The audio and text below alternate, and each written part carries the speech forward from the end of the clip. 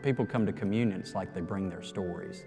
They bring their lives to communion. I'm blessed to have been in a parish for so long that I'm 2 or 3 generations deep, as I say. And I'm privileged to live in a place and have stayed so long that I know a lot of those stories, and they know me too. I've lived through lots of heartaches and lots of joys, lots of weddings, lots of burials, lots of things that have crashed and broken in the night, and lots of things that have gotten repaired. It really is us living together as a family and really trying to do the best we can all the time for each other. It's part of our connectivity with each other. It's one of the few things that we always do together is come to church together. Larry works, I'm retired. We do so many things separately. Church is always together. It's a commitment. It's what I need. I've been coming to St. John's around 4 years, been an Episcopalian since I was 8. And I'm not sure that I fully understood other than Jesus said to do it, and I did it, and I got bread and wine, and okay. I'm not sure exactly what that means, but what does a 12-year-old know? You know, and sometimes what does a 20-year-old know? And I know that at one point in time when I was in my 20s, I got very angry with the church, and I left it for 2 years, did not go to church at all for 2 years. But it was the communion, the Eucharist, that drew me back. I found that I missed it in a way that I couldn't even articulate. When I come to a service that doesn't have Holy Communion, doesn't have the Eucharist, it just seems like sort of an empty service, not nearly as full. What the meal is and what it represents is eating the divine, consuming the holy, so that you yourself, by doing that, become holy. I don't think we have the words to describe exactly what happens in the Eucharist. We're told that this is something that Jesus has asked us to do, and that in some kind of way that I can't fully articulate or understand, we take in Jesus in the body and blood, in the bread and the wine. In our baptismal vows, we're asked to seek and serve Christ in all people. And that's not an easy thing to do on your own. I am fed and given the strength to do that. We go up and do this thing. This is play acting. That's okay with me. So I do this foolish thing every week. And if it looks foolish to people on the outside, that's okay with me. On the inside, I've even thought about, transubstantiation, big word. Does it really become the body and blood of Christ? No, it really becomes the body and blood of me. Aha, accept that. I think that may be a piece of becoming the body and blood of Christ, because part of what we do is God's work in this world. We are fed by Christ in his body and blood.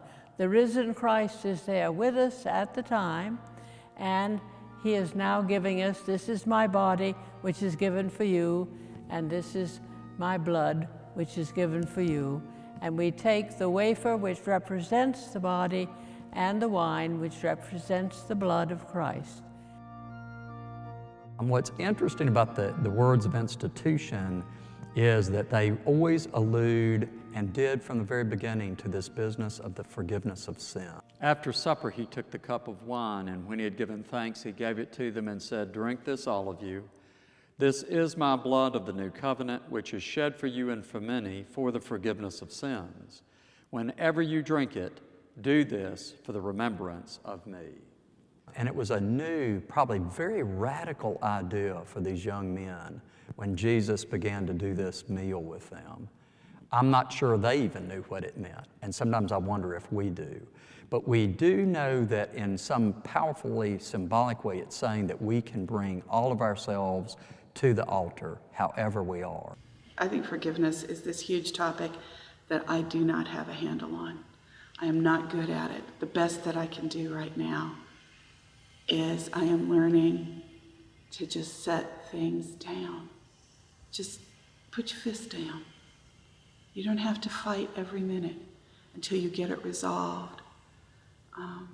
Lots of things will resolve themselves. Lots of times I think resolving things depends on setting it down. But for the communion, that has been such an important discipline for me, an important thing to learn, that there is something bigger than my grievances or my hurts or my anger. I like that moment of going through the process of just putting it aside. Time of Jesus, who you shared a meal with was very important. You didn't share a meal with anybody that you couldn't say eventually, this is somebody who's like my family. This is somebody that I'm bound to because we've eaten together. It was a very important, sacred act to eat with somebody.